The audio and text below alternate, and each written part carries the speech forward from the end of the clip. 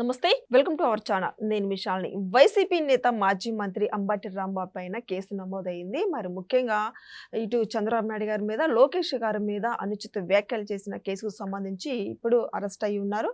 So, ఆ విచారణకైతే హాజరయ్యారు వేంపల్లిలో. మరి దీని మీద అసలు ఆయన ఇంకా ఎటువంటి ఎదుర్కోబోతున్నాడు ఈ కేసుకు సంబంధించి?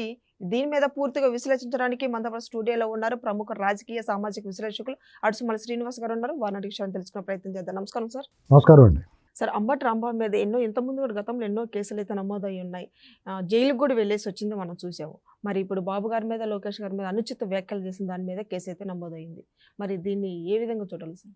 అంబటి రాంబాబు గారు ఇంకా చాలా పర్యటనలు ఉంటాయి. ఎందుకంటే ఆయన ఏమనుకుంటున్నాడంటే, మొదట ఆ ఫ్లెక్సీ చంపడం వెళ్ళటమే తప్పవుతుంది. ఆ పని లేళ్ళ అప్పిరెడ్డి లేకపోతే ఇంకోటి ఎవరో వేణుగోపాల్ రెడ్డి వెళ్ళేటోళ్ళు ఎవరో ఒకరు వెళ్ళాలి. వాళ్ళు ఎవరు వెళ్ళకుండా ఇతను ఎగేసుకుంటూ వెళ్ళాడు. వెళ్ళిన తర్వాత సహజంగానే టీడీపీ వాళ్ళు కోపం వచ్చింది, నోటికి వచ్చినట్టు తిట్టాడు. దాని మీద అతను అరెస్ట్ అయ్యాడు, రౌండ్ అయింది, అన్నీ అయినాయి. తర్వాత పెంసాని గారి మీద వాళ్ళ మీద నోటికి వచ్చినట్టు మాట్లాడాడు. ఈయన స్థాయికి పెంసాని గారితో మాట్లాడేంత సీన్ లేదు ఇతనికి. ఒకటి చంద్రబాబు నాయుడు గారు మాట్లాడే సీన్ లేదు. ఆయన మాజీ మంత్రి ఏదైనా అంటే కులం తీసుకొస్తాడు. అవన్నీ పక్కన పెడితే అవన్నీ ఆ రోజులు పోయినాయి.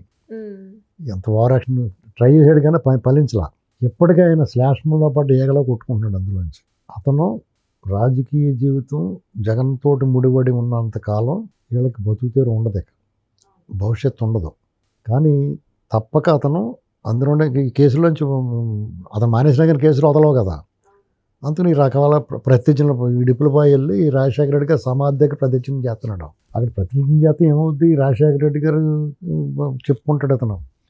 ఆయన సాక్షిగా ఇప్పుడున్న ప్రభుత్వాన్ని పడగొట్టి లేకపోతే ఓడించి జగన్మోహన్ రెడ్డి గారిని ముఖ్యమంత్రి చేస్తాడు అని చెప్పి ప్రతిజ్ఞ చేస్తున్నాడు ఆయన. నువ్వు జగన్మోహన్ రెడ్డి గారిని అడగాలి ముందు, నువ్వు ముఖ్యమంత్రి అవ్వాలనుకుంటున్నావా లేదా అని. ప్రతిజ్ఞ చేయటప్పుడు నీకు ఇది ఇచ్చేస్తాను అంటున్నాను, నీకు కావాలవద్దో నాకు తెలియాలి కదా. నీ తరపున నేను అడిగేయాలంటే ముందు నీకు అది ఇష్టమో కాదో కూడా తెలుసుకోవాలి కదా. జగన్మోహన్ రెడ్డి ముఖ్యమంత్రి ఉన్నదో లేదో అడగాలి కదా ఫస్ట్. ఎందుకంటే జగన్మోహన్ రెడ్డికి మళ్ళీ ముఖ్యమంత్రి అవ్వాలన్నట్టు ఏం లేదు. ఈ కేసులు గట్రా వదిలితే బాగుంటారు బాబు, ఎక్కడో చోట పారిపోతామని చూస్తున్నాడు అతను. అది తెలుసుకోవాలి ఫస్ట్ అతను. ఎందుకంటే అతను నిజంగా ముఖ్యమంత్రి అవ్వాలనుకున్నాడు అనుకోండి, మళ్ళీ ప్రజల మనసు గెలుచుకుని ముఖ్యమంత్రి అవ్వాలనుకుంటున్నవాడు, బుర్ర బుద్ధి ఉన్నవాడు ఏం చేస్తాడు? 5 ఏళ్ళ పరిపాలన చేశాను, ప్రజలు చీకొట్టారు నన్ను, 151 సీట్లతో గెలిపించిన జనం నన్ను 11 సీట్లు పడగొట్టారు, అడ్రస్ లేకుండా పోయాను, నేను ప్రతిపక్ష హోదా కూడా లేకుండా పోయింది. అప్పుడు ఏం చేయాలవుతున్నావు? నేను తప్పు చేశాను, నా వైఖరి మార్చుకుంటాను, ఈసారి ప్రజారంజకంగా పరిపాలిస్తాను, ప్రజలకు అనుకూలంగా పరిపాలిస్తానని చెప్పాలి. నేను అమరావతి విషయంలో నేను పొరపాటు చేశాను, మహిళా రైతుల్ని విచక్షణారహితంగా హింసించాము, నాకు తప్పు అయిపోయింది, క్షమాపణ కోరుకుంటున్నాను. ఇక 3 రాజధానుల నాటి మొదనష్టపు ఆలోచన చేయను, పోలవరాన్ని సత్వరం పూర్తి చేసి ఒకవేళ నేను వచ్చినప్పుడు పూర్తి అయిపోయింటే ఇంకా బాగా జరిగేలా చూసి చేస్తాను. అరాచకాలకు తెగబడను, మా కార్యకర్తలు ఎవరో కూడా సౌమ్యంగా ఉంటారు, బూతులు మాట్లాడరు, ఇలాగ వాళ్ళని ఒప్పించి ప్రజల్ని రావాలి. మరి అతను ఏం చేస్తున్నాడు? అమరావతి, మావిగన్ను ఇలాంటి మాట్లాడుతున్నాడు, పోలవరం కొట్టుకుపోద్ది అన్నట్టు చెప్పిస్తున్నాడు, పొట్టేళ్ళు తలనరికినట్టు నరికేస్తామంటున్నాడు. ఇలా మీరు ఎవరన్నా పెట్టుబడిదారులు వచ్చారా మీ సంగతి చూద్దాం జైల్లో పెడతానంటున్నాడు. దీని అర్థం ఏంటి? మీరు నాకు ఓటేస్తేయండి, అనవసరం నేను పిచ్చిన కొడుకులా ఉంటానని చెప్తున్నాడు. అంటే దాని అర్థం ఏంటి? నాకు అక్కర్లేదు ముఖ్యమంత్రి అని అతను డైరెక్ట్గా చెప్తున్నాడు. నువ్వేంటి అతను కూర్చోబెడతానంటున్నావు? అతనే వద్దు అంటుంటే అవునా కదా. అటువంటిప్పుడు అసలు నువ్వు ప్రతిజ్ఞ చేసినట్టు నువ్వే అవుతానని కోరుకో, నేను వాళ్ళని ఓడిచ్చేసి నేను అయిపోతాను ముఖ్యమంత్రిని అని చెప్పు, తప్పే ఉంది. నీకు అర్హత లేదా? నువ్వు ఫ్లెక్సీలు చంపడానికి వెళ్ళిపోయి అంత సీన్ ఉన్నప్పుడు ధైర్యంగా వెళ్ళినోడు నేనే ముఖ్యమంత్రిని అవుతానని చెప్పు, తప్పే ఉంది. నువ్వే అవ్వాలా? జగన్మోహన్ రెడ్డి ఒక కాపు అవ్వకూడదా అని అడుగు, వైసీపీ పార్టీలో సీఎం, తప్పే ఉంది. అంతేగాని సిగ్గు లేకుండా ప్రతిజ్ఞలు నేటి నువ్వు వెళ్ళిన పని ఏంటి? నేను ఎందుకు తీసుకెళ్ళారు అక్కడికి? నువ్వు ఏదైనా రాష్ట్ర పర్యటనకి వెళ్ళావా? నువ్వు ఒక కేసులో వెళ్ళావు అక్కడికి, దానికి మళ్ళీ ప్రతిజ్ఞలు అయ్యాయి. ఇలాంటి మాటలు చూసి ఒక రెండు పీకితే మళ్ళీ వాళ్ళు పోలీసు వాళ్ళు లబోదిపోమంటే బయటకు వచ్చి కూర్చుంటాం. కాబట్టి ఇలాంటివన్నీ ఆపాలా, మూసుకుని కూర్చోవాలి. ఎక్కువ మాట్లాడితే ఊరుకోరేమని. జమానా వెళ్ళిపోయింది లోకేష్ గారు. అక్కడ చంద్రబాబు నాయుడు గారు చాలా మంచివాడు, ఆయన గురించి పెద్ద మనిషిలాగా ఆలోచిస్తారు. లోకేష్ గారు కుర్రోడు కదా, కొంచెం కోపం ఉంటుంది. పైగా కేడర్ కూడా ఏంటి వాళ్ళని వదిలేస్తున్నాం అంటే అడుగు దొబ్బుతున్నారు రోజు ఉన్నాయి. కాబట్టి కొంచెం ఉప్పు కారం ఉంటుంది, జాగ్రత్తగా ఉండాలి.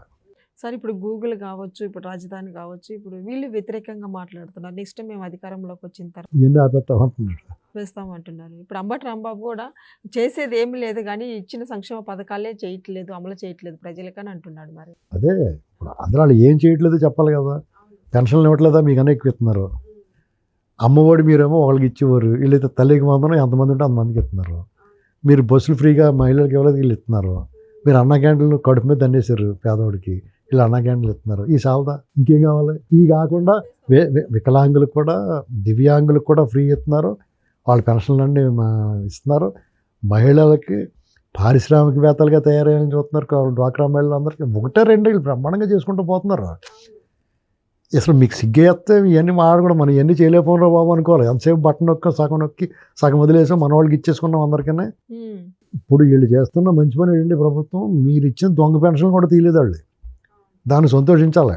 22 నెలల్లో వీళ్ళు ఇచ్చిన దొంగ పెన్షన్ వాడికి ఎంత వచ్చింది తెలిసి, 22 నెలల్లో ఇంటూ 4,000 నెలకు 4,000 అవుతుంది కదా. 12 నాలుగు 48, 96,000 కదా. ఉత్తుకుని తీసుకున్నాడు కదా. అది కాకుండా ఈ వికలాంగులు దివ్యాంగులు సర్టిఫికేట్ తీసుకున్నది 6,000 అయ్యి 12 72 1,44,000 రూపాయలు ఉత్తునే దొబ్బేశారు. అవన్నీ ఏరి వీళ్ళ ఖాతాలు వేసి వీళ్ళ దగ్గర వసూలు చేయాలి. మరి వీళ్ళు ఇప్పించారు కదా. ఇప్పుడు అంబటి రాంబాబు నియోజకవర్గంలో ఇచ్చారనుకో దొంగ పెన్షన్లో, రాంబాబు దగ్గర రికవర్ చేయాలి.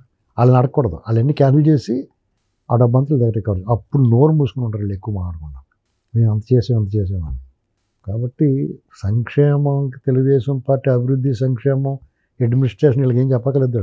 వాళ్ళు అడ్మినిస్ట్రేషన్ చేతగాని వాళ్ళు అయితే ఈ పాడి మిమ్మల్ని అందరినీ ముడ్డెరగొట్టేసి కూర్చోబెడతారు. వాళ్ళు ఎప్పుడు కొట్టాలో, ఎప్పుడు నిలబెట్టాలో, ఎప్పుడు లోపల తీయాలో వాళ్ళకి తెలుసు. ఏమి క్రమం తప్పకుండా ఆ సమయానికి అన్నీ జరుగుతాయి. అవును, అది గుర్తుపెట్టుకోవాలి. Thank you sir.